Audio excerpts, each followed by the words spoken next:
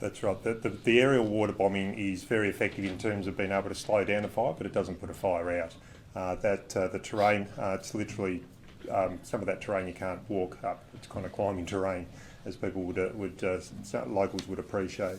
The other aspect is that the roads into that location, there is only one road, and we're still clearing the road, so we actually couldn't even get some of our fire trucks into that. So the work we're doing with the fireground crews were actually handrails supported by aircraft. We could not get our tankers in there. With the season so severe,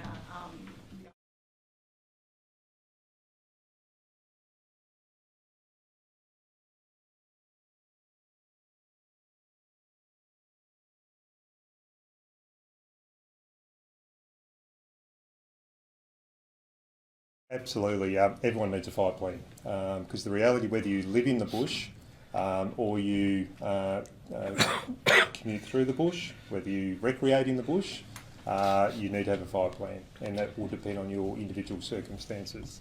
It's very natural for people that live in bushland areas to have kind of like a pre-packed arrangement and a plan, whether they're leaving early and what they take with them. But we need people right across Queensland to be tuned into the bushfire risk, not just this season, but as an ongoing event for us. But especially at the moment, as we've heard already, this is very, very early for a season within Queensland. We do have a significant bushfire season, particularly in southeast to central, and people need to be aware of that, where are their local circumstances, and have a plan for that. We're hearing most of these fires.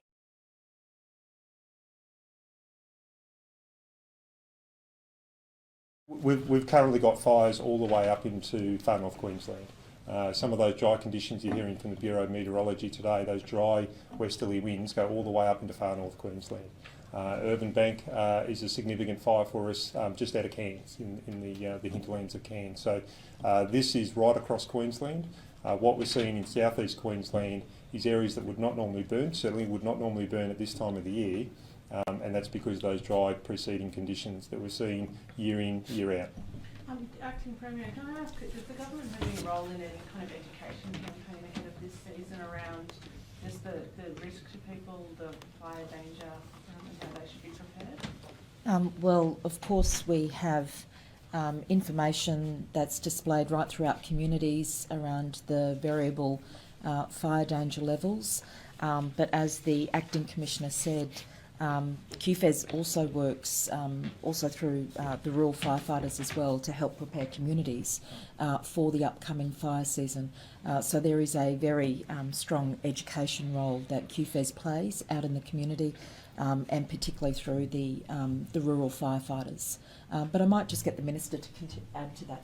Yeah, thank you. So normally from around about May of every year, there's an operation called Operation Coolburn. Now that's not only about reducing and mitigating risk out there in Queensland, but it's also about education campaigns as well. So that can be everything from through schools, through community groups, all through Queensland. It's led by predominantly by the Rural Fire Service, but also with huge support from QFES and other agencies as well.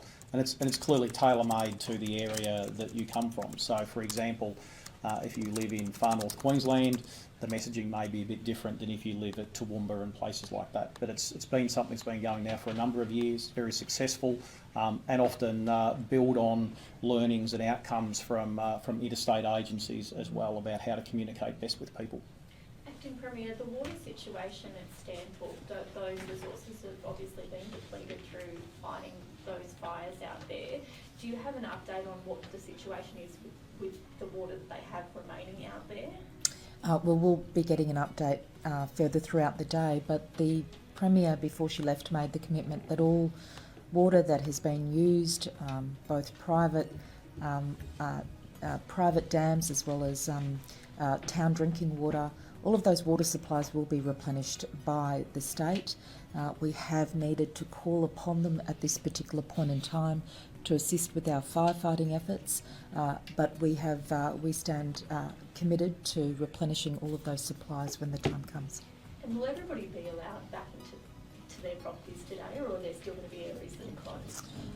I'll let the state state disaster coordinator speak to that. But as I said earlier, people will progressively be allowed to come back to their properties as long as it's safe to do so.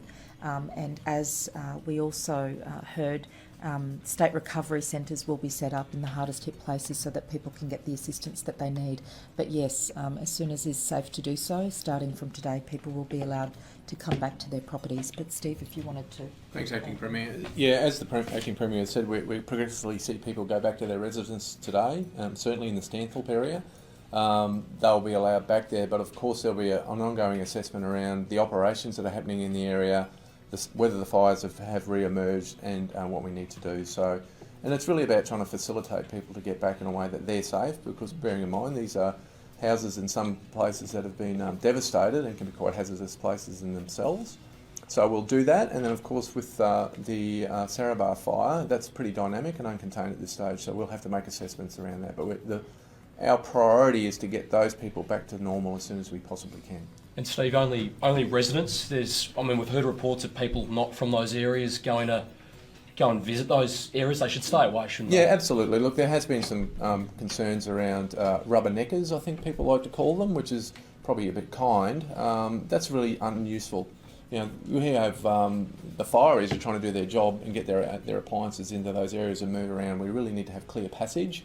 Our officers on the road will take action in relation to those people and turn them away, so people should really stay away from it and allow those that live in the area to be able to get back there as soon as possible.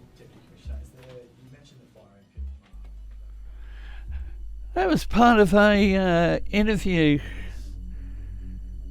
that the Queensland Emergency Services did nearly 24 hours ago, and the full interview is available on the Queensland Police Services Facebook page.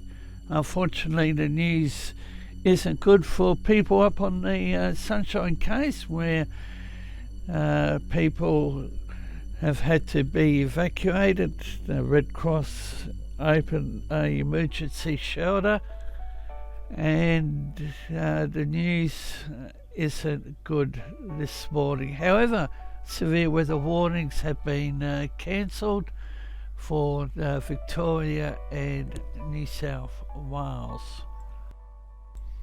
And on the screen is BSCH GFS wind probability at the 850 millibar level. Information bottom left of the screen, and you can clearly see that the activity remains in place, but not as bad as what we've seen over the last couple of days. This is from around 7 a.m. through to about 1300 hours on Wednesday. As mentioned, the fire scene up on the Sunshine Coast has worsened. It's now impacting Markula Beach. Bureau Meteorology has various coastal waters wind warning or marine wind warnings in place.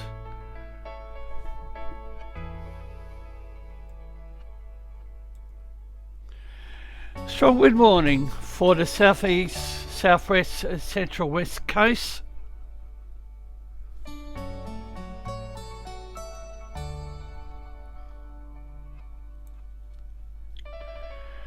Hazardous surf warning, New South Wales, the Byron, Goffs, Macquarie, Hunter, Sydney, Illawarra and Bateman's coast.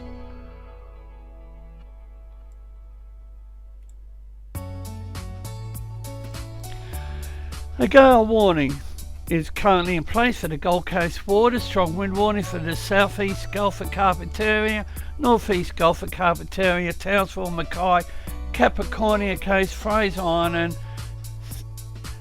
Coast, Sunshine Coast waters, including Moreton Bay. Now we have a look at the Bureau's total forecast of rain across the forecast period.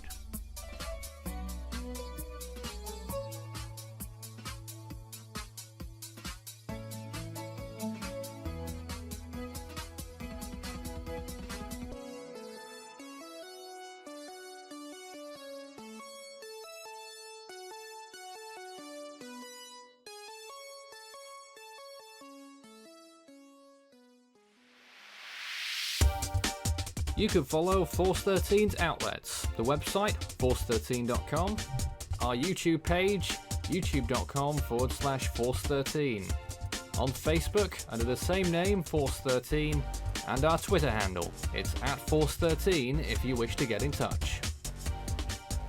You can also add Force 13 on Skype and my personal account on Discord, Fool13, at extension 9094.